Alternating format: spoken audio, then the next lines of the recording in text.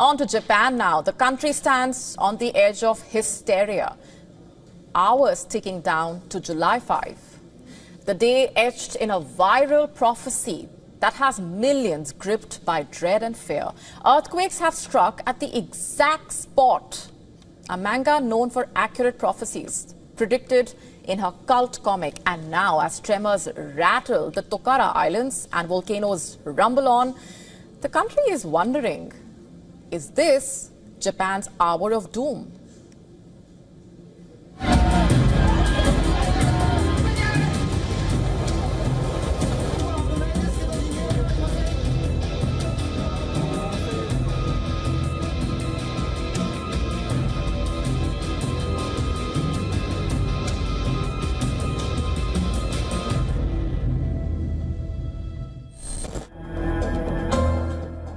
The air in Japan crackles with an almost unbearable tension. With only hours remaining until July 5th, a viral manga prophecy predicting a devastating megaquake has gripped the nation, turning anticipation into palpable dread. Eerily, recent earthquakes have been detected at the exact location foretold in the comic book. While the Japan Meteorological Agency urges calm, the chilling coincidence has already inflicted a staggering $4 billion loss in tourism, leaving a nation on edge and bracing for a potential apocalypse. The chilling narrative began with Ryo Tatsuki's manga, The Future I Saw, a work that gained notoriety for seemingly accurate past predictions, including the devastating 2011 Tohoku tsunami.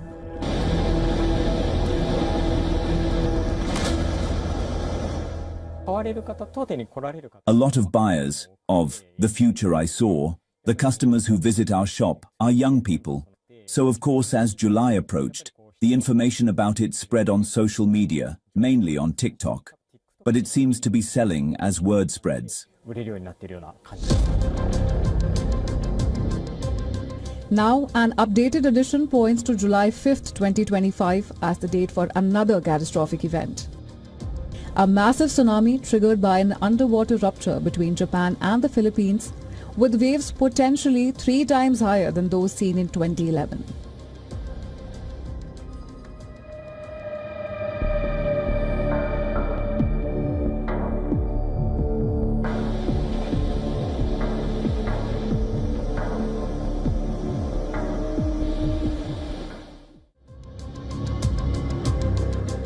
The economic fallout is already severe. Fear-stricken tourists, particularly from Hong Kong, have cancelled flights and hotel bookings en masse, resulting in an estimated $4 billion in losses for Japan's vital tourism sector. Airlines have slashed routes and a massive drop in foreign tourists.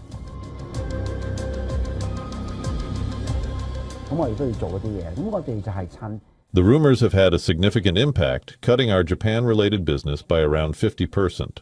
However, the demand for other destinations such as mainland China and Southeast Asia has grown.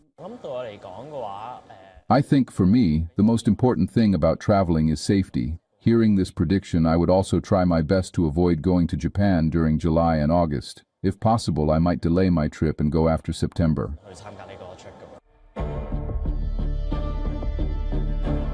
Now, the manga drew the epicenter near Tokara, the exact place where over 1,000 earthquakes were registered this week, forcing Japanese authorities to order evacuations on the remote island. The fault zone is long feared by real-world geologists. Japanese authorities have warned that there is an 80% chance of a magnitude 9 earthquake originating from the Nankai Trough, an 800-kilometer trench that runs parallel to the coast of southern Japan, occurring before 2055. The eerie similarity between the prophecy and the multiple quakes are worrying for many. Is it coincidence or something more? Science is fighting back against superstition. The Japan Meteorological Agency has stepped in, branding the viral prophecy a hoax and urging citizens not to heed rumors. The famous astronomer Carl Sagan, he once said that extraordinary claims should require extraordinary evidence. But these predictors are making extraordinary claims with the flimsiest of flimsy evidence. Basically none at all. For now, Japan holds its breath. Is this the day fiction becomes fate, or just another chapter in the country's long history of seismic survival? In the deep blue silence of the world's oceans, a rather strange phenomenon is surfacing, not of danger, but of generosity. Orcas, apex predators, feared hunters, are now offering something entirely unexpected. Gifts for human beings. And scientists are baffled. The world is watching. Take a look.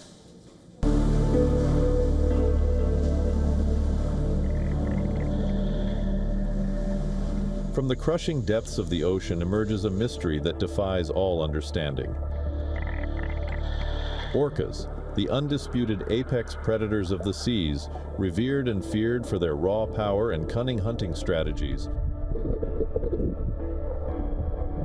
are now engaging in bizarre and unprecedented acts of what can only be described as kindness. Across the globe, these magnificent, enigmatic creatures are approaching humans, not with aggression, but with offerings held carefully in their powerful jaws, leaving scientists utterly baffled and rewriting the narrative of our interactions with the wild.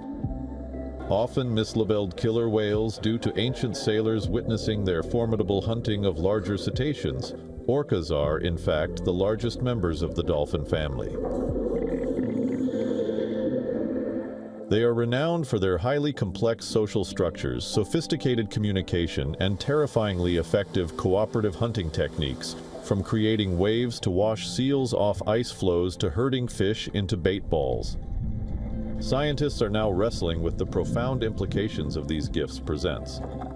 Is it a form of play, an exploratory behavior, or perhaps a complex attempt at interspecies communication?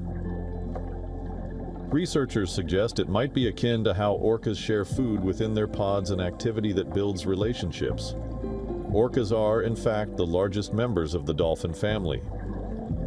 This raises tantalizing questions about their perception of humans. Do they recognize our sentience? Are they trying to establish a connection, or even, as some speculate, manipulate us for reasons yet unknown?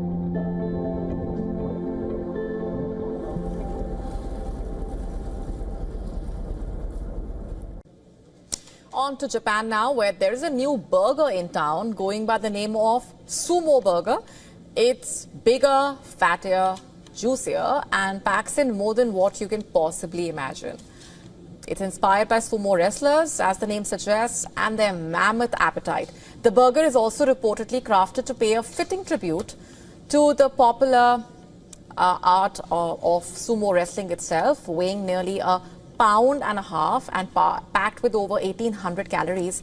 The sumo burger is layered with 5 all-beef patties, 4 slices of cheese, bacon, tomato, lettuce, pickles, drips with a variety of sauces, including mayonnaise, mustard, ketchup. A word of caution here in case this is mouth-watering for you. You might just have to wrestle with slicing the burger into half, quite literally. The heavyweight burger, which goes on sale next week itself, has quite naturally led to a lot of excitement. But here's some food for thought. Will it also weigh heavy on your heart? Given the massive calorie count and the sheer amount of carbs it will manage to stuff.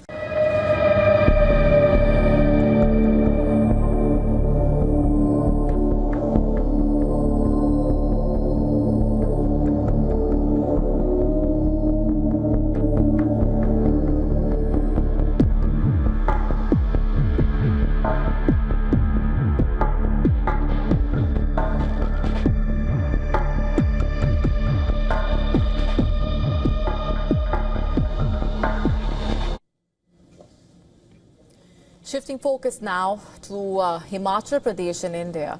Heavy rainfall there continuing to ravage the state. Almost 70 people have lost their lives. Close to 40 reportedly remain missing since the rainfall started. The scale of damage and destruction is massive, leading to losses of 700 crore rupees reportedly so far. The situation is only growing worse with each passing day. The Bias River in Mandi is swelling and overflowing much above normal levels due to intense overnight rainfall and submerging roads, houses, buildings. People are stuck in their homes as water from the river is seen flooding their basement, rising beyond that in certain cases. Just have a look at these visuals. This is the scale of devastation right at the very onset of the monsoon, which is due to last for at least 2 more months, by the way. And it's not just rainfall that is making lives miserable. Incidents of unprecedented cloudbursts reported at 14 locations, alongside floods, landslides. In fact, for transport or daily commute as well, this is becoming a major hurdle. Mandi district, particularly the Thunak subdivision, remains the worst affected, with power outage reported in over 330 locations and water supply hit in 784 areas. 784 areas. The NDRF, or the National Disaster Response Force, is conducting an intense search operation in the region, and the Chief Minister has confirmed that the damage is extensive, with roads and water projects affected. Electricity wires, telephone lines, poles have been uprooted, causing significant losses in many parts. Also saying that he spoke with the Union Home Minister, who has assured full assistance in this hour of distress. Since the rains began, 69 people have lost their lives, 37 people are missing, 110 people have been injured, and damages worth rupees 700 crores have been incurred. Roads and water projects have been damaged, electricity wires and poles have been uprooted, causing significant losses. SI also spoke with the Union Home Minister, and he has assured us of full assistance, and a central team is arriving today to assess the damages. And the Chief Minister also pledged to provide 5,000 rupees to the disaster-affected families for renting accommodation. Not just that, over 90 students and teachers stranded at the Horticulture College in Thunak have also been safely evacuated. And this also sparked a political slugfest of sorts, with the Chief Minister urging the leader of opposition not to make the issue political. Many lives at stake and many more yet to be rehabilitated to safer areas after all. However, this is not the first time that the state is bearing the brunt of heavy monsoon and flood fury. In fact, year after year, it continues to bear the brunt of adverse weather conditions, wreaking havoc and causing extreme devastation.